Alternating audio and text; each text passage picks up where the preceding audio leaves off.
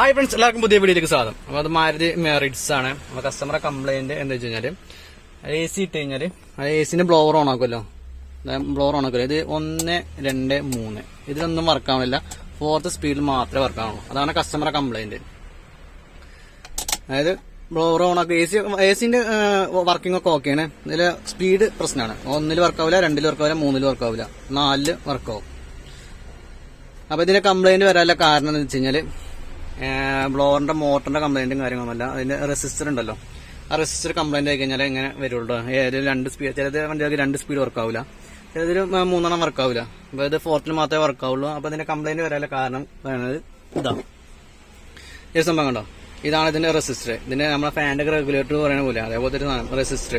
ഇതാണ് അതങ്ങനെ speed control ചെയ്യുന്നത്. അപ്പൊ ഈ ഒരു സാധനം കംപ്ലൈന്റ് ആയി കഴിഞ്ഞാൽ, ഈ റെസിസ്റ്റർ കംപ്ലൈന്റ് ആയി കഴിഞ്ഞാൽ അത് വർക്കാവില്ല. ഇതിന്റെ ഉള്ളിൽ എന്തെങ്കിലും പൊട്ടും കാര്യങ്ങളൊക്കെ ഉണ്ടാവും.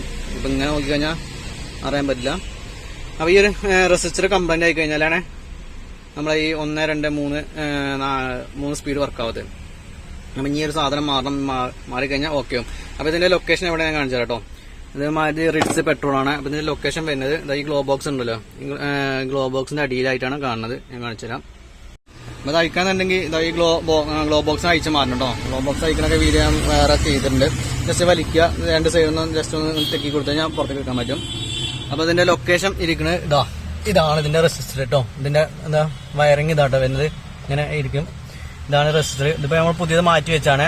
അപ്പൊ ഈ റെസിസ്റ്റർ അയച്ച് മാറ്റണമെന്നുണ്ടെങ്കിൽ ഈ ഒരു സ്റ്റാർ ഉണ്ടല്ലോ, ഈ ഒരു സ്റ്റാർ അയച്ച് നേരെ ജസ്റ്റ് ഒന്ന് വലിച്ചെടുത്താൽ മതി. പിന്നെ പുതിയത് നേരെ വെച്ചിട്ട് ഈ സ്റ്റാർ വെച്ചാൽ മതി കേട്ടോ. അങ്ങനെയാണ് ഈ റെസിസ്റ്റർ അയക്കേണ്ടത് കേട്ടോ. അപ്പൊ ഈ റെസിസ്റ്റർ അയച്ച് മാറ്റി കഴിഞ്ഞാൽ ഇതിന്റെ കംപ്ലൈന്റ് ഓക്കെ ആവും. അപ്പൊ മനസ്സിലായല്ലോ. ലൊക്കേഷൻ ഇരിക്കുന്നത് ഗ്ലോ ബോക്സ് അയക്കുക. ഗ്ലോ ബോക്സ് അയച്ചിട്ട് നേരെ ഇവിടെ വരിക, ഈ കാണുന്ന സ്റ്റാർ അയക്കുക. അത്രേ ഉള്ളൂ കേട്ടോ. അപ്പൊ ഈ റെസിസ്റ്റർ മാറിക്കഴിഞ്ഞാൽ നമ്മുടെ ഈ ഫാൻ്റെ സ്പീഡ് ഓക്കെ ആവും. 1, 2, 3, 4 എല്ലാം ഓക്കെ ആവും കേട്ടോ. അല്ലാത്ത പക്ഷം 4th സ്പീഡിൽ മാത്രമേ വർക്കാവുള്ളൂ. ആ വീഡിയോ ഇഷ്ടപ്പെട്ടാൽ ലൈക്ക് ചെയ്യാൻ മറക്കരുത്. ഒപ്പം സബ്സ്ക്രൈബ് ചെയ്യാൻ മറക്കരുത്. മറ്റു വീഡിയോ വീണ്ടും കാണാം.